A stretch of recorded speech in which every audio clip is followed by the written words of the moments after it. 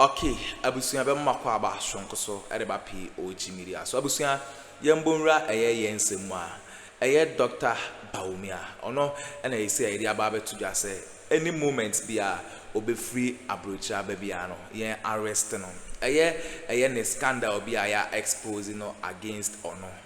Say top NPP communicator ababontin say say John Dramani Mahama Dr. Bawumia ewo airport na oka asasem no anchi bia na inya nte say Dr. Bawumia ababedru airport national securities for etwa no ho ehia enye asem keto akra nti no top NPP communicator ono na ababe expose Dr. Bawumia ne scandals say John Dramani Mahama ne NDC amanyuko ne hwe na omode ejeli Dr. Bawumia enye asem keto akra ayense mo men mo yenko na yenkonko ti ensem course na answer na bekono and some kind be a fashion your comment section like share my for front so answer into me and can be POG Media so say me bompa say Mahama be hwe ni people no am ya che Bawumia kura ansana you free comment in airport ku na yesi koto play helicopter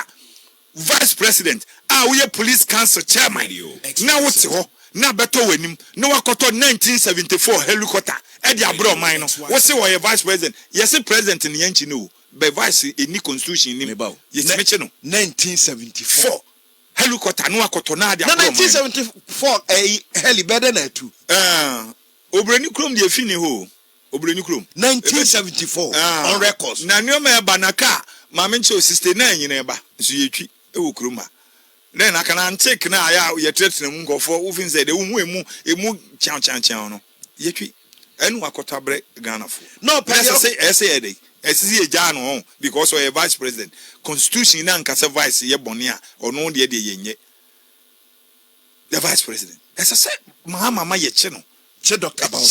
Bawumia before obesi form no ne nkofo ni nsem hu omudi no na omde be meti no they okay no me ka Ghana so na me bia nka o che chere de ahwe be che MPP fo ni nyina pe de okay na me ye be che me aban bibia bedi me ho de sese ye che me nso XYZ second Japan aban bibia kodi no sese ye che no de nkofo de yesuade ehunu nse ye de aban tumi shons a ubebu hu akonta nti fahina sa concession ya wo ka say chief of staff man de no ohere eno de se adwuma no o ma ye se ko hwe no ti ora ne yama o ma ban tu ora for de se o ma yo mo dwuma wi o still no more information o mede omo ne yese be hwe me anase me ne se me yo man ba o ade na ne wo graphic information nyina wan fa ma ora ama ora team no kra no se ora no sem ko information be 700 something omde ko mo nyina bibiri na enye authentic bibiri ye nkofo hu ne ye o mo hin keke omo e wo source na nkasa no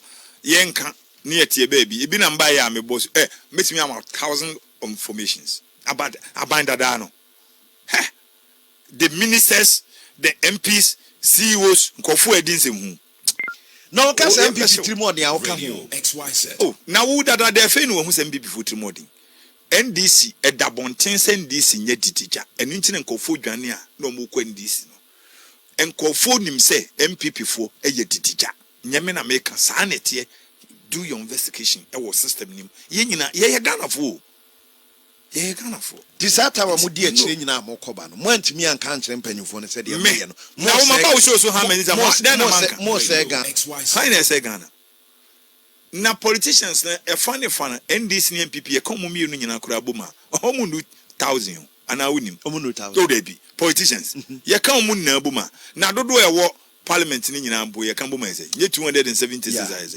into wo de ye mfa party executive no omo mienu ni e kan boma omo nu 1000 so won de bi omo sisi Ghana for masa but sisi no Ghana ten ne wo be ye bia no ene ade beche ne nkofo de abeto abonte enti ye de aban tumi insurance a ye careful ti na make say yeru Mahama say wo betie dia oma ne nkofo na wa mom appointment se ne omo nkoye bibi ne ngu wo nanim ase because me hu say obode ne ba no na ne din eno ebe legacy odi beja ne ba no enti se so ye ne niam yie na ma Farouk na nkofo penance mboy no oye charm oye brutal young guys na ni je no so what I say enti onye bibia ebeboa ne nye oja wo msa Omejimi o politicians.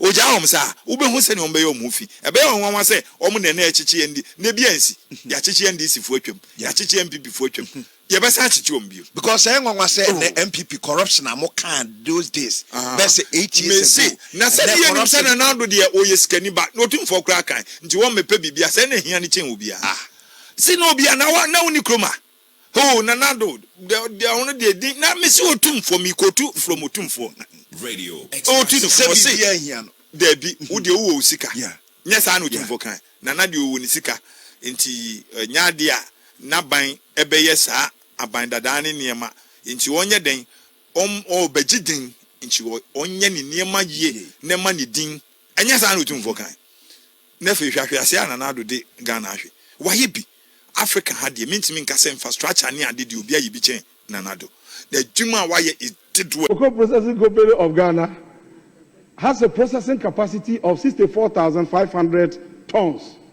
But in 2023, they processed just 6,614 tons. And in 2024, they processed just 2,886 tons. Mr. Speaker, the company is now operating far below its capacity.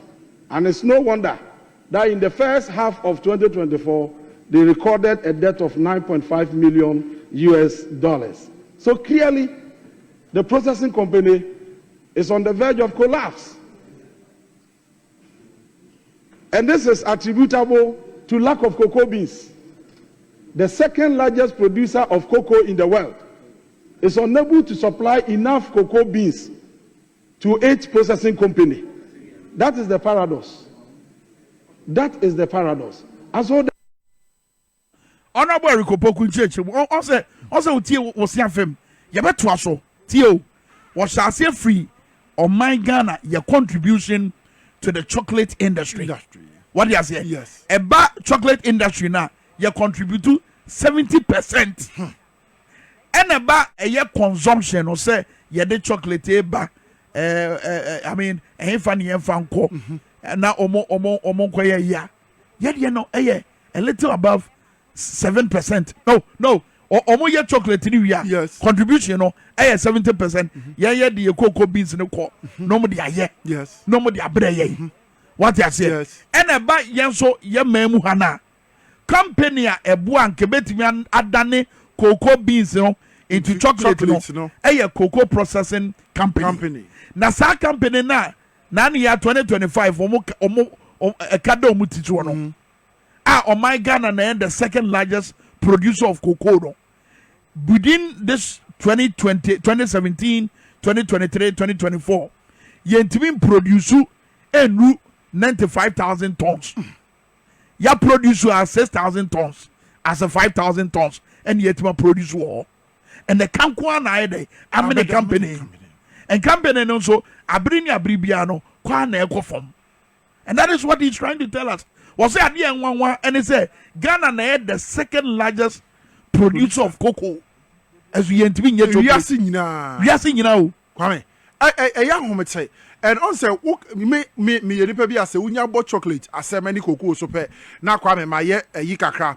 If say one me o cocoa fuo, and two Kwame chocolate ho asema o mo kan. Kwame uni say ye wo chocolate factory a ya hyase or aban no de a wahyase emfie dunsuni ewo mampon akuapem a esane se tetekwasi ekodua cocoa wo nti Akuffo be fi so 2007 no hyase se odi se Ghana nyonyam eye mampon nyonyam se honom na yaji cocoa tum na yedua ye efise tetekwasi di ko baby bebre o mampene odi ba mampon akuapem ana omji tum se bra ye be me wasase ana odua cocoa no ho nti o hye chocolate factory ase na nka ya chocolate Kwame ye di Valentine nipa say netimi chocolate e de ma omo amadofo ne bo aye den na the second largest producer of cocoa ewo wiase nyina no Ghana ne ye di chocolate there na obi ntimi chocolate mbo venture ne dofo e se bia ne bo aye den ma no wo break one chocolate factory esi mampo akuapem for 17 years na ye skeleton esi ona Kwame ye nyeye na ena ye kasa nti ye galamse nti yes cocoa mfori nyina no ye tu cocoa na eko ye di ye galamse na era because galamse aba yes and omu humfa so so akuafo no because that time no aban yi be free so MPP aban na koko boy esen but ene hwe seseye a honorable erikopoko ya Greek minister e dey tutu akwam ne NDC aban yi say one ba be me akuafo 70% of the world market price enti world market no say to bag baako 10,000 a say akuani ni wo Ghana ha na okoto no koko bag no obenya 7,000 per bag enti why na say okoto no koko nuagu me ko samaka say na watwe etwa mi kwame kohwe se de o ma hyase edua koko foforo e wo pepo no so enya sam ketu on krofo dua koko pa eno kire wa kono akoko eye bio enam sese pa NDC amanyo ene nyina e leadership yes ne nyina e leadership enye complain bebrebe o debi enye se bia babeto ade ase na da bia me ka wasem no obedan na di achew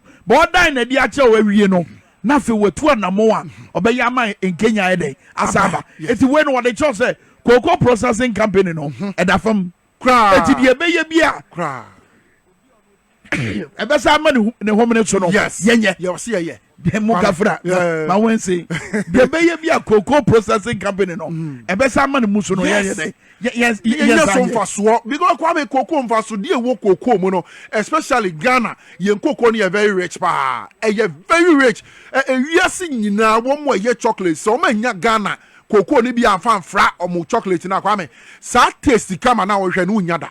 Okay, I said maybe wabra ye can Greek sector no. Maybe by even within the energy sector no. Yes. Ye bo onas scope bi assembly so a wo kan ye yes. Yes. Say a normal who do bi wo ho a ban no de toto akwan ma e be boa manyuma abu so. Yes. Ye ka say onas scope bi e wo studio say e che bi e be ba ne nche. Bra na no. Yes anto aso de entie honorable erikopoku wabra no de sansem no e tudwa e wo mra sebedwa fie.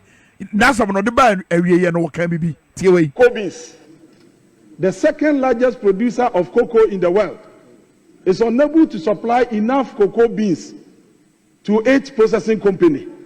That is the paradox. That is the paradox. And so there's the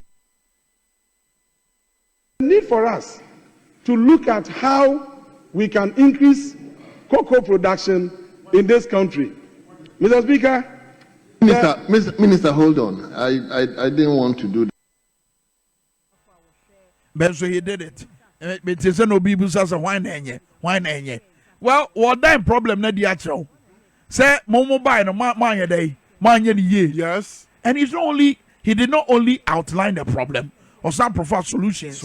Solution is say ye be sama cocoa processing company no. Asama ne muso. Oh, yes. Na emfasudie every moba. Yanko bamba wonsem na memfa otumfo say tu ababio na asem bi okafa boko entokwa no ento anim wo ekwan ahodo anasa na muntu ahodo a wo so metu sɛ be ombehwe na asomdua dan ne wadi e oboko otumfo say tu ababio asante hene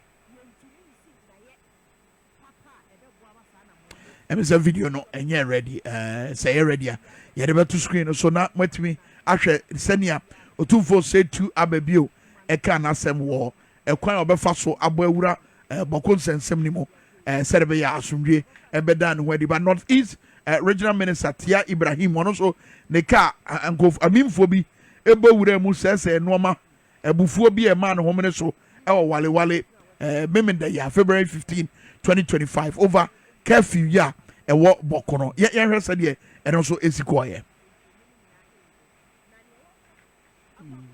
eno so ni ho monse mamu hwan ene krata me bobo nto ba bi e na de na His Excellency John Mahama and some bebrebe o kan wo abibi memo ye o mo ba tan koyin so e ho ana ye nkomo ana because wo kan some bebrebe boa ama ye nso anya hotoso se at least ye man Ghana e di animu ama Kenya bi aba abibi memo titiri wo ye honum dwadie e ho nsem obrempo kan de wo ka se wo sei e braso se Africa countries war Africa and omo be ka omo abom ni yetimi yedi dwa e wo ye ho wo breko a emfa enye den emfa mayen osankura kan esisi se kwame anka se be yeye na nka African countries nyina be gia tumu a anka wo mo mpene na nka yenye yensika baako na nka ne se Ghana ni wufi ya na nka Kotoka a enya afi na wo kwakodo border no so no wakoko change safer ansa na wakɔkɔtɔ wadeɛ Africa nyinaa na yɛnya ayi currency baako enti wura Togo a ɛda hɔ wura Benin a the same money wura baabi a kwame anka no ɛbɛboa ma yɛn dwadie no ayɛ mmerɛ na afei wɔse wɔn mo nye infrastructures bebree wɔn mo yi akwan enti no efia na nkede kɔ baabi ubɔ baabi sɛ Ethiopia efia kɔ Rwanda efia kɔ kɛsɛ African countries ni nyinaa na afei borders no ɔmo ngum kwame sɛ wo bɛfa border so no wawura kuro bi mu a kwame ɛyɛ na nyɛ easy ɛwɔ Africa na nso kɔ abrɛkyerɛ nkyɛ saa abrɛkyerɛ wubtimi hu border kwame ɛyɛ just a stone throw wunya fa ha wawura ha wufa ha wawura ha ɛdɛ nti na Africa yɛayɛ yɛn borders so de den de ama yɛn ankasa yɛn nuanom ansa na ɔmo bɛwura yɛn kurom no kwame wobɛka sɛ sabi ɛyɛ daadea enti wɔ se African countries ni hyɛ nti asɛ sɛ yɛnya na yɛbɛtimi abɔbɔ yɛn ho yɛnya na yɛbɛtimi ama yɛn kuro so ɛwɔ sɛ ɛdumre ɛwɔ se yɛyi yɛn nifri ɛmmoa biara a efi baabi ɛde ba yɛbɛtimi ayɛ nti yɛn yere yɛn ho ne yɛn yɛ kwame. Okay, and yɛhwɛ ne Mr. videos no yɛbɛbɔbɔ akyerɛ ofi sɛ Nigerian former finance minister no Ngozi Igwela nso ɛsɔ no so wɔ nsɛm ahodoɔ a wɔde to dwa yɛhwɛ sɛdeɛ nkɔmmɔ no si kɔɛ. Rating the implementation of the African Union financial institutions, namely the African Central Bank, the African Investment Bank, the African Monetary Fund, and the Pan-African Stock Exchange, is instrumental to fostering investments and financing to achieve our objectives. By mobilizing resources, facilitating trade, and financing infrastructure projects, these can reduce dependence on external aid and create a self-sustaining economic ecosystem for Africa. The African Central Bank is aimed at establishing a single African currency, which will help to reduce exchange rate risks and enhance investment flows across the continent. I'm pleased to inform that the Ministers of Finance and the Central Bank governors have endorsed the draft statute of the African Monetary Institute through the Specialized Technical Committee on Finance, Monetary Affairs, Economic Planning and Integration. The AMI would serve as a precursor to the African Central Bank and will carry out essential preparatory work, including technical and legal assessments, as well as ensuring the implementation of macroeconomic convergence criteria. President Mahama sanso kasafa domestic resource mobilization say yɛbɛhwɛ yɛ mɛmu amama hodo a wa bibi mɛmu a na yɛpɛ kwan a yɛbɛfa so aboaboa sika no say yɛto GMU say innovative structure bi ana say mechanism bi a yɛbɛto akwan mu say de bɛyɛ yɛbɛtumi aboaboa sika no a yɛbɛtumi ɛde abɔ yɛ ho bra say amama hodo a wa bibi mɛmu tie say de oside sa asɛm ne to dwa. Addressing the financing gap requires a multifaceted approach. Domestic resource mobilization is crucial. By improving tax administration and combating illicit financial flows and encouraging a culture of tax compliance, we can significantly increase our revenues. We applaud the African Union Commission for its proactive role in providing capacity building to member states at the continental level and advocating for fair and equitable international tax rules at the global level. The ongoing work on the United Nations Framework Convention on International Tax Cooperation is a critical step towards eliminating base erosion and profit shifting, thus protecting our national revenues. However, domestic efforts alone will not suffice. It is projected that African countries need to increase their median tax to GDP ratios by about 13.2 percentage points to 27.2% of GDP to be able to close the financing gap by 2030. This highlights the need for additional innovative financial resources and reform. Yen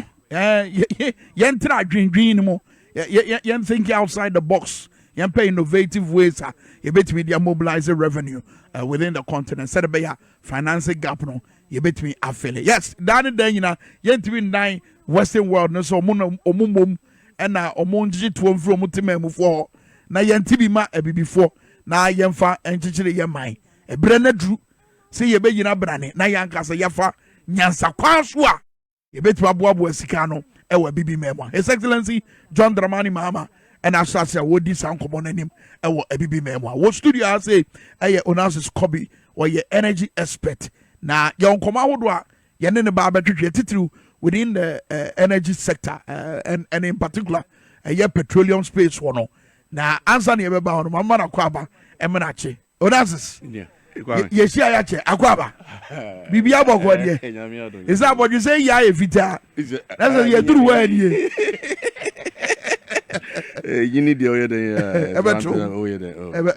ɛbɛto ba biribi agyina yie deɛ aban asesa resetting President Mahama aba who ne say so far Kwame okay abusua we ne ensema ekọ so ewo political highway ne so Dr. Bawumia ene che se airport ho no ontumi endwane nkwa ya so ni mu ho ye beda masesa mo jepene kokoti sa oduwi ede ma aha POG Media so beda masesa